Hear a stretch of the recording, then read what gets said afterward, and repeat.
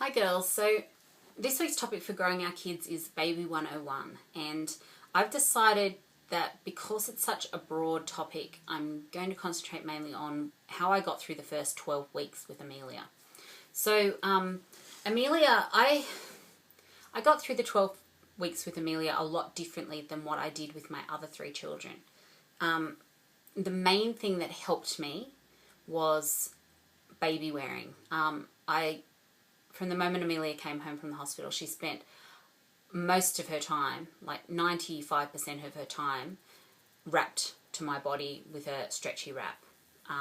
She slept every nap that way, and when she was awake, I would give her some tummy time, but most of the time she spent the time up there. She loved being up there. She was close to me. After a feed, she never had colic or reflux or anything. That's the best position for them to be in, upright. And I could get things done. And I didn't have to worry about getting her out of bed for naps when I had to go to school to get the kids. So it was a lot easier for me. I could just take her wherever I needed to, wrap her up on me, and off we'd go.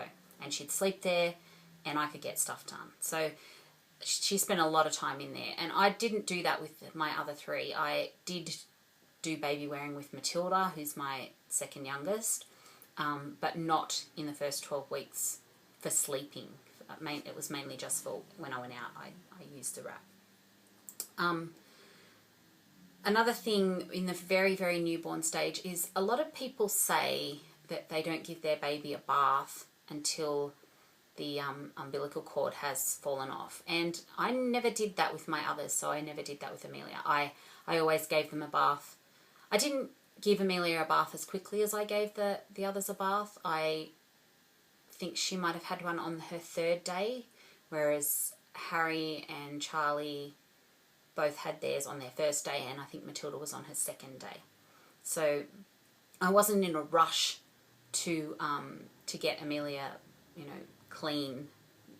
She had a lot of the waxy vernix on her, and I just let it kind of seep into her skin, and it made it really soft. So she probably had a bath on the third day, about 2 days after she came home, and she still had her cord, and I've just always cleaned around the cord with a cotton bud.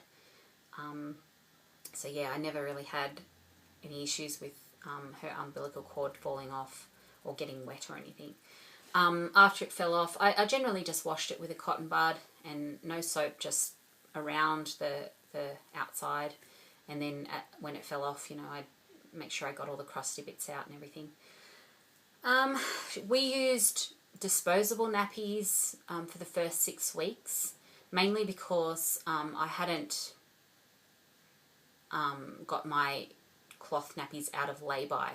I had bought them through a website, and I had them on lay-by, and I hadn't paid all the money off them, so I didn't get them until she was about 6 weeks. And I also got mediums, so she went straight. Well, she used pre-folds and covers for the first 6 weeks that she was in cloth nappies, and then she used pockets, and now I'm back to using pre-folds and fitteds with covers. We do use cloth nappies during the day and when I go out, but I still use a disposable at night because she's a very, very heavy wetter, and I have not found a cloth nappy that has lasted a whole night. So what else? Feeding. Breastfeeding is just been the best for me, and I'm incredibly lucky. I know I'm incredibly lucky to have had a relatively easy time with all 4 of my children with breastfeeding.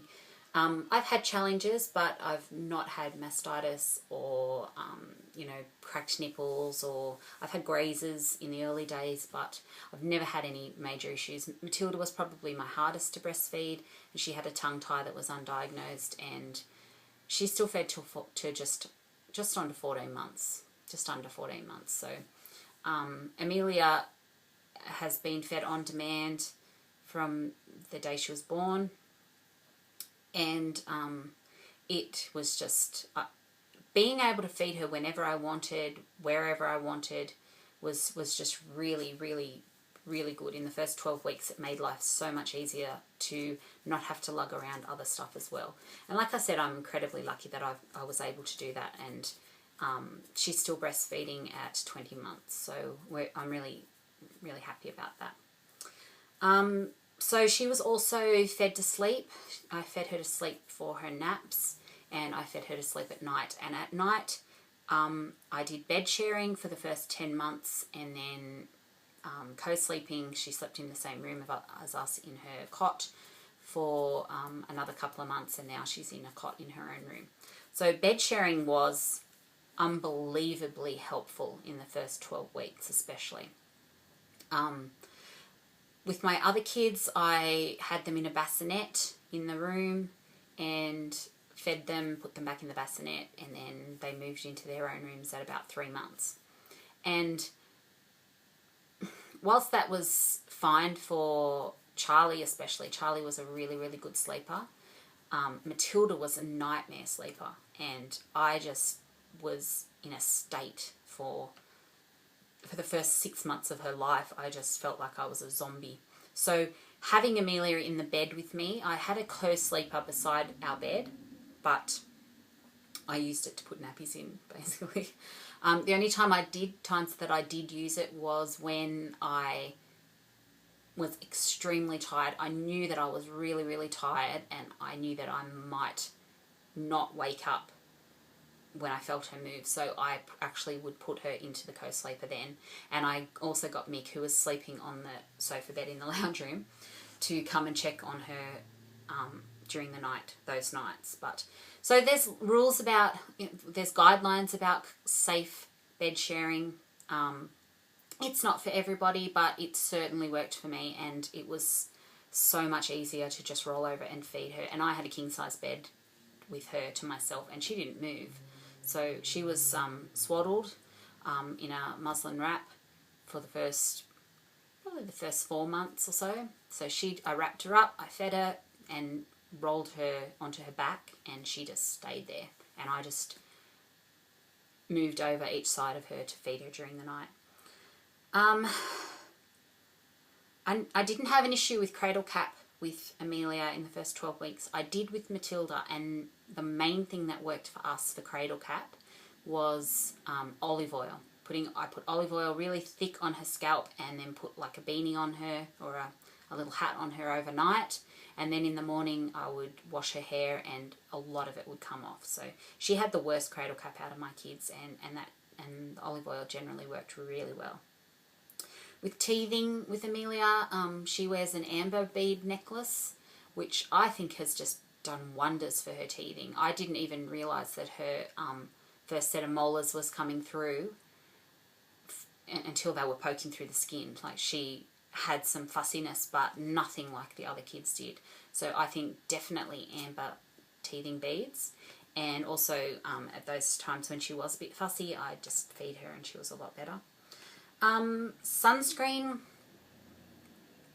I try not to put sunscreen on babies. I don't think, even baby sunscreen, I think they don't need all that chemical build-up on them. So my general plan in the first 12 weeks, and she was a winter baby, so I didn't have to worry too much, but she's very, very white, was long sleeves, long pants and hats, and I tried not to take her out in the middle of the day. And even through summer, when she was 6 months, 7 months old, I did that.